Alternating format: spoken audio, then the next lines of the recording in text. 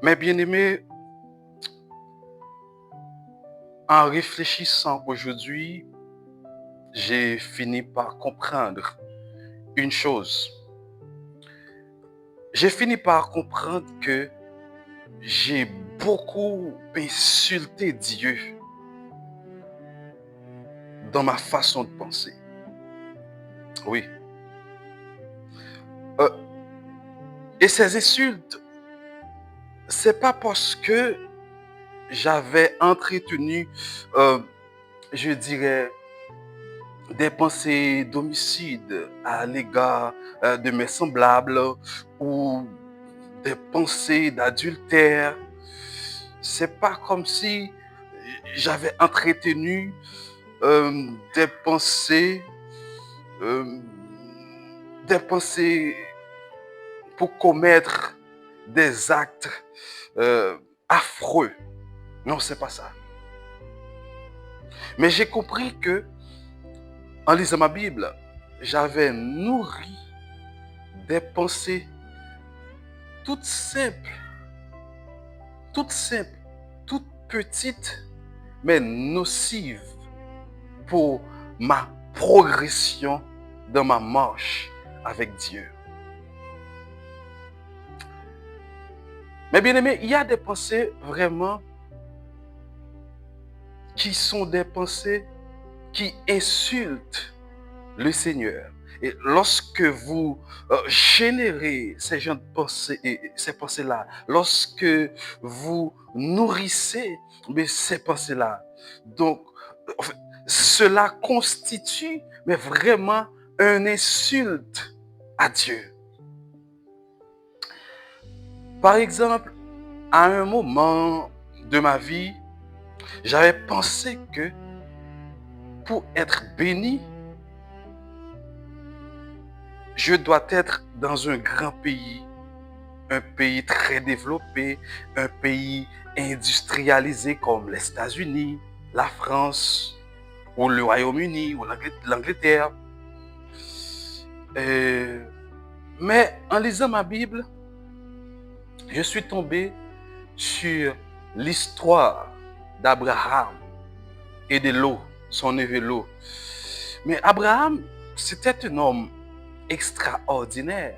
Et en lisant Abraham, j'ai fini par comprendre que j'avais une fausse conception de la bénédiction de Dieu. J'avais une fausse conception de ce qu'on appelle être béni de notre marche avec Dieu.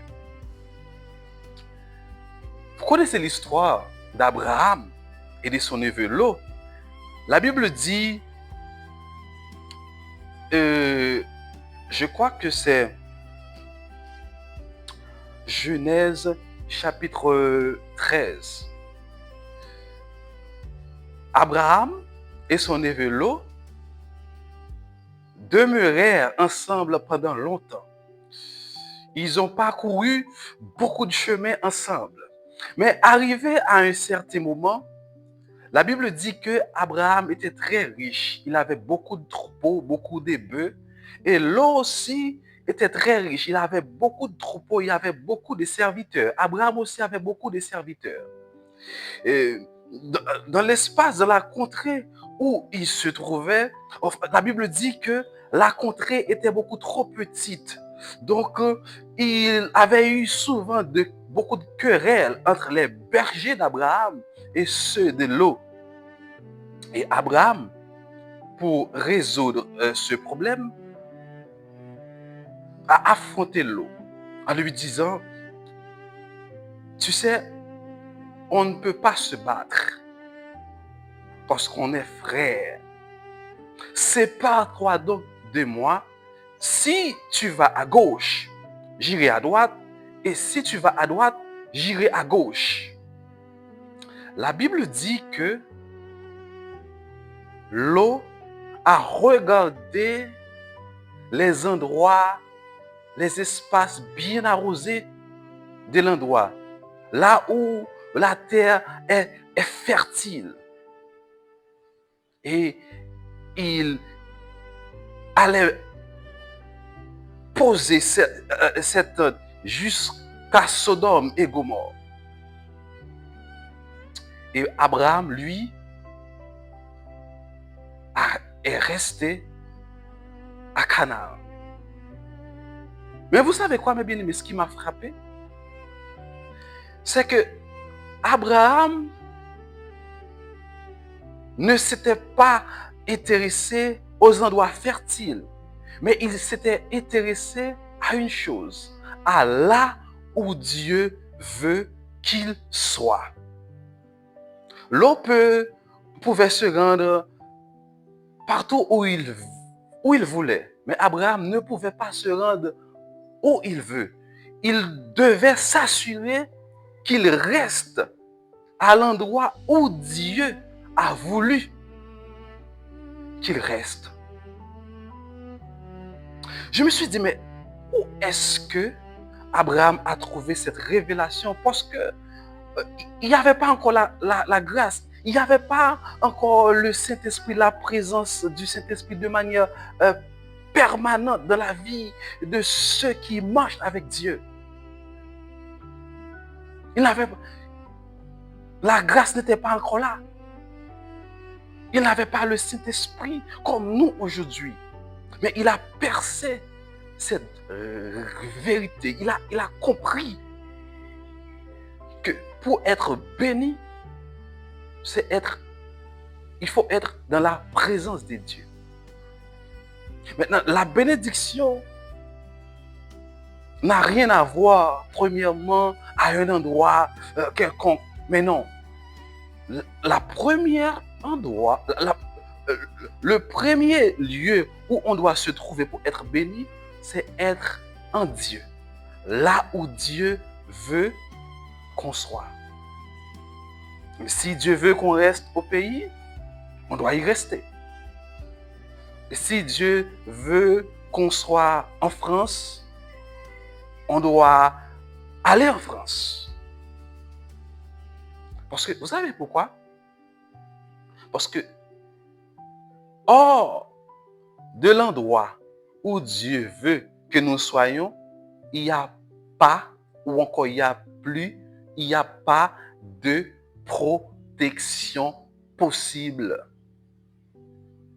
Donc, mes bien-aimés, ce passage a changé ma vie.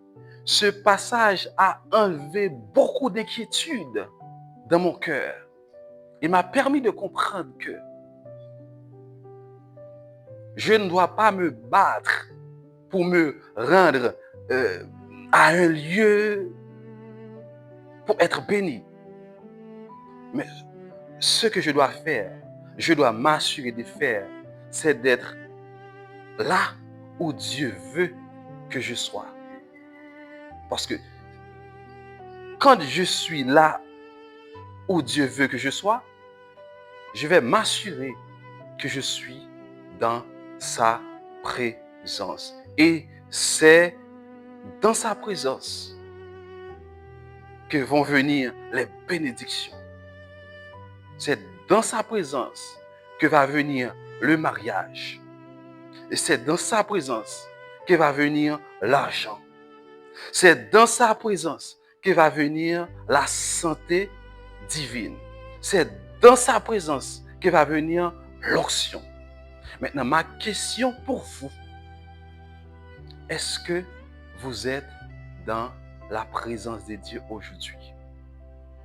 Avant de répondre, réfléchissez. Est-ce que vous êtes dans la présence de Dieu aujourd'hui? Et si jamais vous n'êtes pas dans la présence de Dieu, si vous n'êtes pas au bon endroit, je vous exhorte maintenant, aujourd'hui même, à faire en sorte de trouver l'endroit où Dieu veut que vous soyez. Soyez bénis pleinement. C'était avec vous, frère Péricien. À bientôt.